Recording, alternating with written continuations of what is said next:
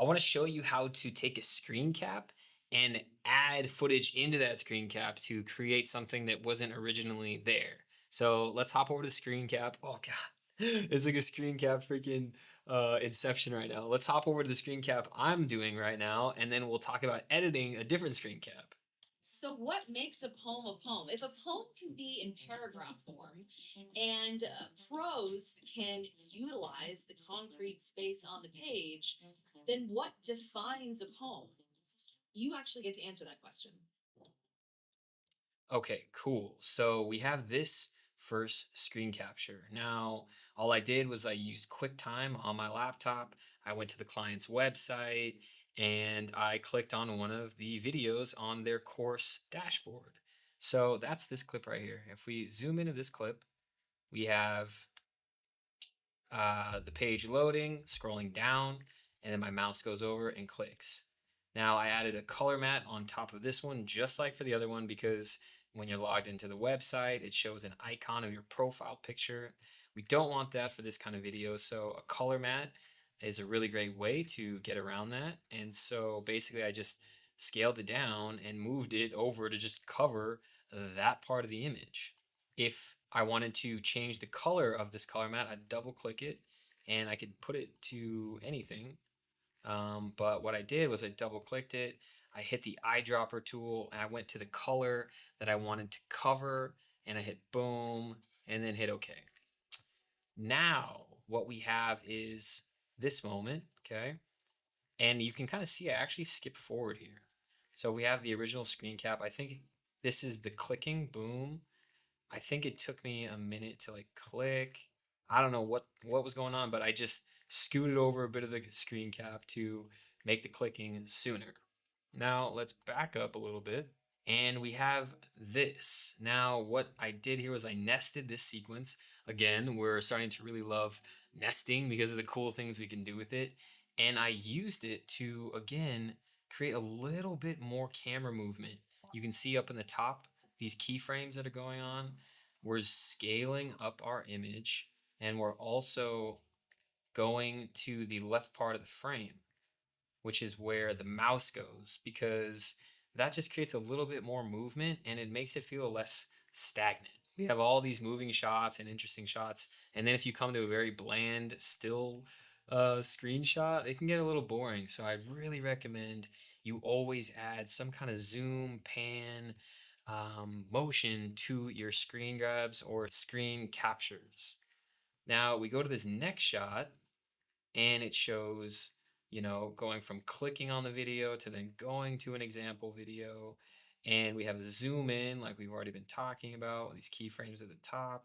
We're zooming in here.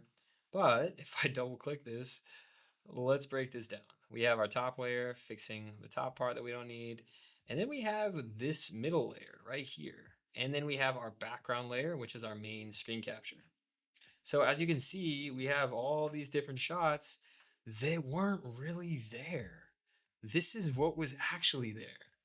So what I did was I took B-roll footage that I had, I scaled it down properly so that it covered the actual screen where video should be playing, and I added these B-roll shots. That made it look like these shots were actually on the client's website. So I grabbed the screen cap shots, I ordered them where I wanted them to go, and then I nested them by going like this, hitting nest, and that's what created this nested sequence. Then I could scale all of them down globally and move them into the proper placement. So instead of having this, let's go back to our edit. Can utilize the concrete space on the page, then It turned into this. and utilize the concrete space on the page, then what defines a poem? Huge difference, right? Huge difference. So one last thing I want to mention as well is just this little subtle mouse click. Those can utilize. I don't know if you can hear it with this audio. I can hear it really clearly. Just that little sound. I went and I downloaded the Apple Mouse keyboard click, just that little sound to further sell that this is really happening and that this is what the experience would be like for a student or a customer actually using the website.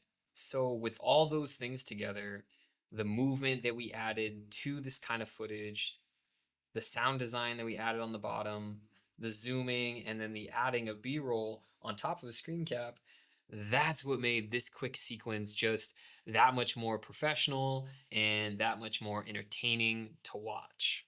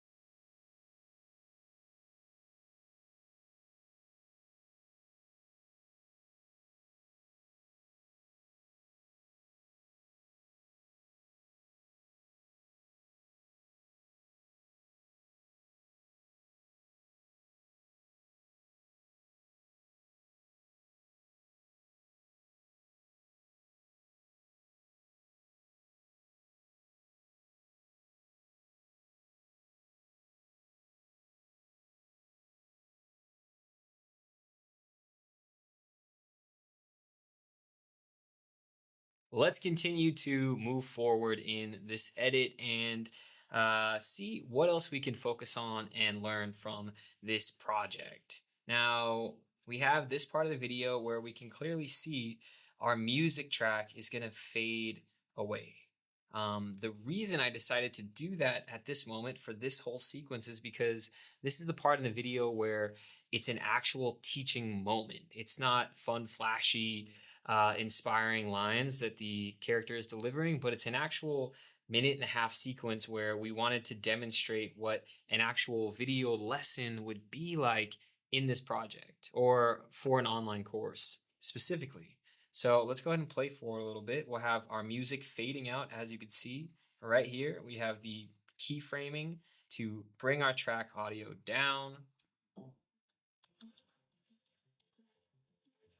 So, "Oh Captain, My Captain" by Walt Whitman. I love this poem because I love the sound quality of it. So pay attention to the moments that are getting stressed. And we can call this, our poet's ear. We're trying to build our poet's ear. "Oh Captain, my Captain, our fearful trip is So you can see that syncing going on where we did what we did before, creating the same exact kind of motion graphic, the same way we already explained. We have a nice sound effect that's going, and our music drops out right here as she's going into this brand new style of speaking. Oh Captain, my Captain, our fearful trip is done. The ship has weathered every wreck. The prize we sought is won. The port is near, the bells I hear, the people all exulting, while follow eyes the steady meal, the vessel grim and daring." So we have, again, this B-roll sequence. Now, if I save this real quick, right click and reveal this in our project, we have a 1 minute raw clip of me directing her through the sequence. So we took this, there's a lot of pauses. There's a lot of waiting to get the framing right, telling her, okay, do the marking. And we took that raw sequence and we cut it down, boom, boom, boom, boom, only to the great moments we needed that were synced up to her audio. One. The And then after that, we went to the B cam side angle. I personally did this because I felt like this captured a lot more the cool snapping motion that she was doing. And if I didn't do that, here's what it would have looked like. people all exulting, while follow eyes the steady meal, the vessel grim and daring. So Versus the bells I hear, the people all exulting, while follow eyes the steady meal, the vessel grim and daring. So in those first four. So that's another great use of when to use which camera angle. You always want to use the one that's telling your story the best. Sometimes it's going to be the angle from the side, sometimes it's going to be a straight on angle. It really depends in each moment.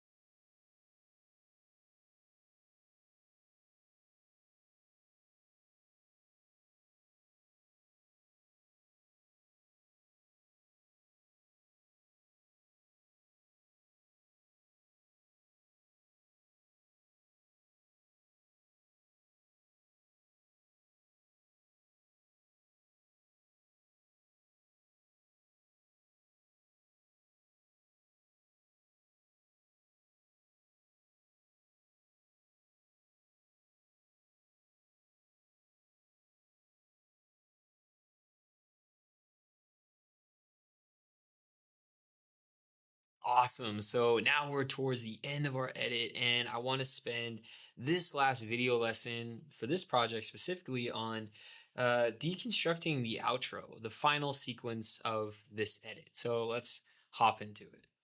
We're suddenly thrown into emergency, and that's where the angst of this poem lives. Each one of these quizzes, premium learning lessons, and study guides is going to give you the tools you need to totally transform the way you experience literature. So, if you're ready to get started, you can choose your membership plan and become an Emil member today. Okay, cool. So let's start at the beginning here. We have the final words, the final line of this sequence that we just went over, this whole Brown sequence. She delivers her final words right here. We have our favorite swoosh transition going. You can see it's negative 100. So originally, what we're using it for sounds like this. But in all honesty, the original was this. So I reversed it because I wanted the intro of the sound to be longer. I want it to be versus right? I hope that makes sense. You can reverse your sound effects to either bring, this part to the beginning, that part to the end. It's a really cool way to do it. So I wanted a little bit more lead in of this sound specifically to go into our new song, which is right here. Each one of these and we're using the same technique of bringing our sound to the forefront right here, dropping down the audio just as the vocals are coming in. And you can see it's gradual. We're not doing this where it's just like each one of these that's too abrupt. We want to gradually always be working gradually with sound and music. Rarely are you going to do any keyframing that's like sometimes, but very rarely. You want it to be as smooth as possible. Now, we're going to have some sound effects right here, and we're going to have more screen caps. Each one of these quizzes. Oh, and by the way, yeah, we did the same style where we had our audio. I mean, excuse me, we have our title card right here. Okay. And then we have a little bit of a B-roll shot behind with very low opacity secondary in the background so that it doesn't look too plain like that, but we're adding a little bit of character. We cut to our screen cap. You can see there's a pretty consistent zoom in throughout all of these shots. So if I let it play. Each one of these quizzes, premium learning lessons, and study guides is going to give you the tools you need to. So yes, we have this subtle kind of zooming in that's really nice for each one of these clips just to create a little bit more movement, especially on this last one right here. You see we have we scroll down. That's movement I didn't have to add in. That was actually from being on their website and physically scrolling. But you see we have this It's gonna nice give you the tools you need. kind of pan or tilt down. So these things are key. Like the reason I keep repeating or sharing these is because when I do that, now I take it away. Look at that. It has not nearly as much of a good vibe. This is with it. Boom. Right. So these little techniques you use multiple times in one video that build up to a much cooler, better looking final product and final edit. Totally transform the way you experience literature. So, if you're ready to get started, you can choose your membership plan and become an Emil member today. And again, we have this zoom out with her. I chose a zoom out at the end because we're ending our sequence. We're not zooming in like in the beginning of the video where it's like a fun, exciting, exhilarating kind of intro, all these B-roll shots. We're ending our video or ending our project. So what did I do here? I did a scale out. Boom, we're moving away. And then we have our very simple titles come in. We have the client's logo that's right here. You can see that's originally what it looked like. What I did was I created a color mat down here at the bottom and I made it the same exact color of the logo. So if I take away the logo, here's the color mat. If I just have the logo itself, that's what it looks like. Okay, so color mat, same color as the background of the logo that you can see right here. And then we have our title. Now the logo kind of has a nice little slight blurriness that helps it come in a little bit more elegantly. So if we take away this blur, you see it's a lot more sharp, but we don't want that for this kind of scenario. So at the beginning, I put a fast blur. We've talked about this earlier in the course.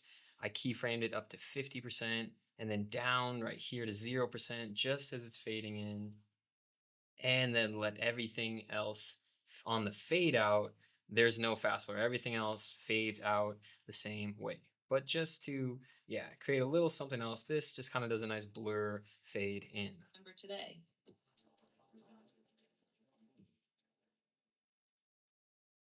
And I also did a fade in on our color mat.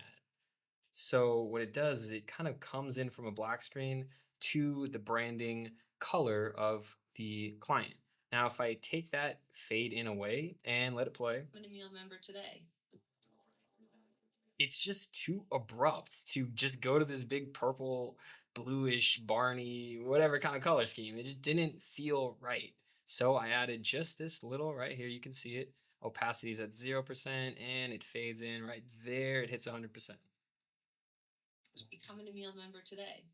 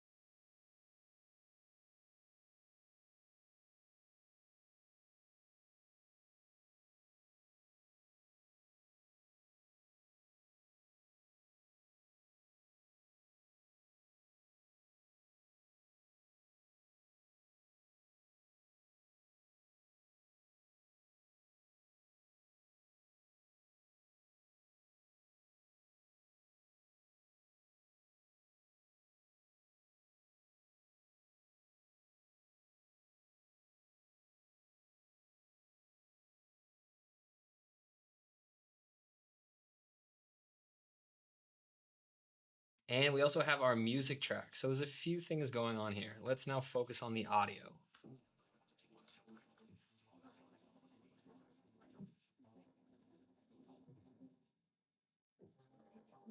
Okay, so as you can see, it's synced up perfectly to this big strong beat that comes in when the um, overlay or the title cards come in.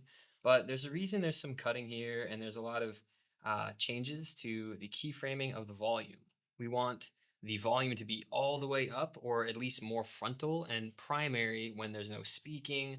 Otherwise, it'll kind of fall flat. So, like we did earlier, if I put all this stuff down to the level that it is right here while she's speaking, Use your membership plan and become a meal member today. it just kind of falls flat, right? So let's undo that and let it play. Become a meal member today.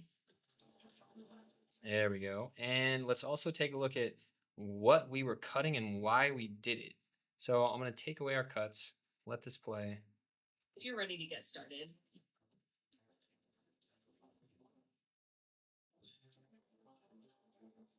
So that part sounds okay. It has a little bit of an extra instrument added, but I have that same sound at the beginning of where this track actually comes in, just like 20 seconds earlier.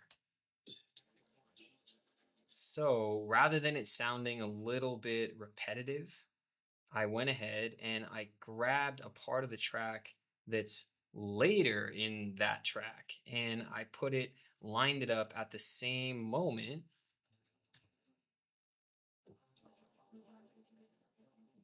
but changed the type of sounds that that track was using. So we also went over that as well earlier in the course of how to properly cut down and trim your music so that it really is cohesive with all of your visuals.